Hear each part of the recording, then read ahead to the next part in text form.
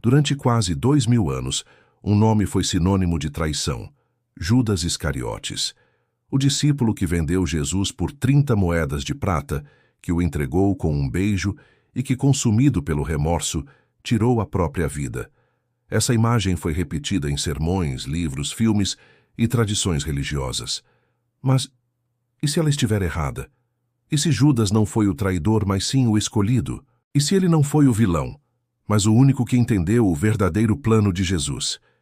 Em 2006, um antigo manuscrito foi revelado ao mundo, o chamado Evangelho de Judas. Um texto antigo, escrito em copta, encontrado no Egito e que permaneceu escondido por quase 1700 anos. O conteúdo desse evangelho é tão chocante que abalou estudiosos, teólogos e fiéis no mundo todo. Ele apresenta uma versão completamente diferente da história, onde Judas não é o traidor, mas o discípulo mais próximo de Jesus. Aquele que recebeu os ensinamentos mais profundos. Aquele que cumpriu com coragem a missão mais difícil: entregar Jesus para que o plano divino se realizasse.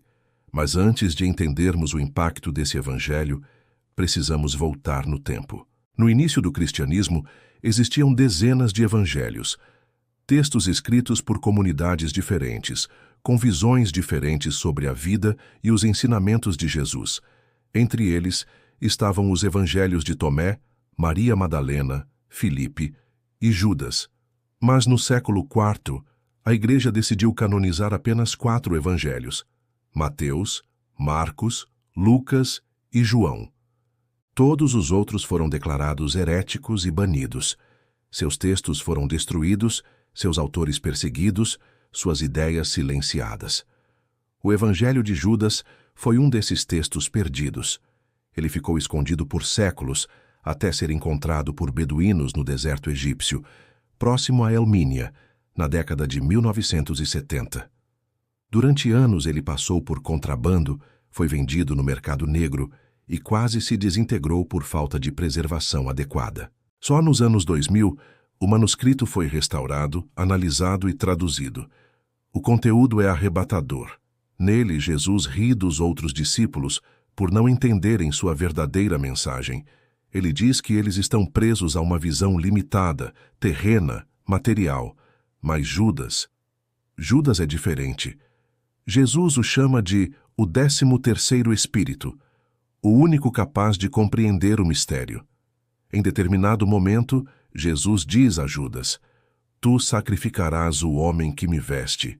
Essa frase enigmática tem sido interpretada como uma revelação de que o corpo físico de Jesus era apenas uma veste temporária e que Judas, ao entregá-lo, não estava traindo, mas libertando sua verdadeira essência espiritual. Isso muda tudo. Segundo esse evangelho, o sacrifício de Jesus não foi um erro nem uma tragédia, foi um plano. E Judas foi o único discípulo fiel o bastante para cumpri-lo, mesmo sabendo que seria odiado pela história. O texto também apresenta uma cosmologia diferente. Fala de deuses arcontes, de um universo dividido entre o mundo visível e o invisível, e de um Deus supremo acima do Criador material. Essa visão se alinha ao gnosticismo, uma vertente cristã primitiva que acreditava que o verdadeiro conhecimento espiritual vinha de dentro, da revelação pessoal, e não das instituições religiosas. O gnosticismo foi declarado heresia pela Igreja, e é por isso que textos como o Evangelho de Judas foram destruídos. Eles colocavam em risco o controle da Igreja sobre a narrativa oficial. Ao afirmar que Judas era o escolhido e que o verdadeiro Deus estava além do mundo material, esses textos tiravam o poder das estruturas religiosas e devolviam ao indivíduo a busca pela verdade. Os líderes da Igreja sabiam disso e fizeram de tudo para eliminar essas ideias. Mas o Evangelho de Judas sobreviveu e agora está entre nós. Os estudiosos ainda debatem sua origem. Acredita-se que ele tenha sido escrito entre os séculos II e III por uma comunidade gnóstica. Ele não foi escrito pelo próprio Judas, mas reflete a visão de um grupo que via nele um papel fundamental no plano divino. Isso não significa que ele seja mais verdadeiro do que os evangelhos canônicos. mas significa que havia outras visões, outras histórias, que foram suprimidas, e isso nos obriga a repensar tudo o que achamos que sabemos. Imagine crescer acreditando que Judas foi o pior ser humano da história, apenas para descobrir que, em alguns textos antigos, ele é o herói. Imagine que a figura mais odiada do cristianismo foi, na verdade, o mais fiel, o mais corajoso, o mais iluminado. Isso abala não só a teologia, mas a própria forma como construímos nossas narrativas. E levanta perguntas difíceis.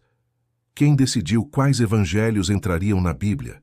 Quem escolheu o que seria considerado verdade e o que seria apagado? Quantas outras histórias foram silenciadas? O Evangelho de Judas não é o único texto proibido. Há muitos outros. Textos que falam de Maria Madalena como companheira de Jesus, textos que descrevem visões apocalípticas, diálogos secretos e revelações escondidas. Todos eles têm uma coisa em comum: foram banidos porque desafiavam o poder.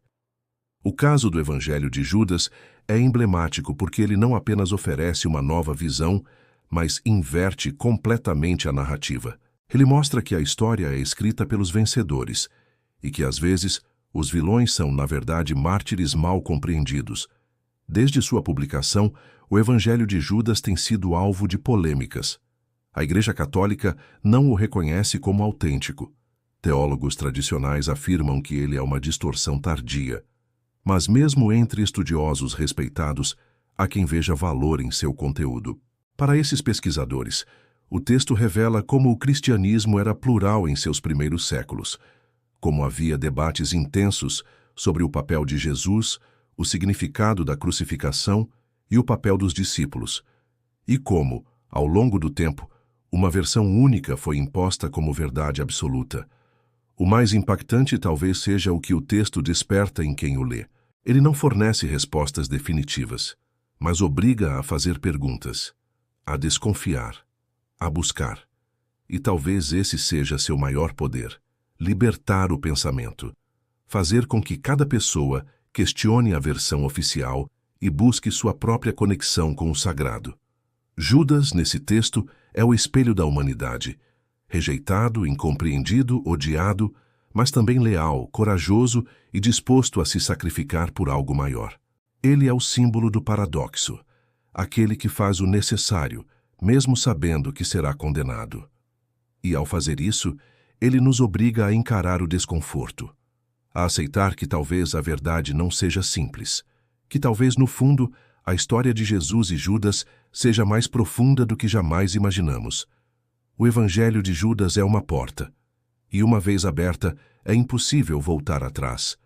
Porque, quando se começa a questionar o que foi apagado, começa-se a enxergar o que nunca quiseram que víssemos.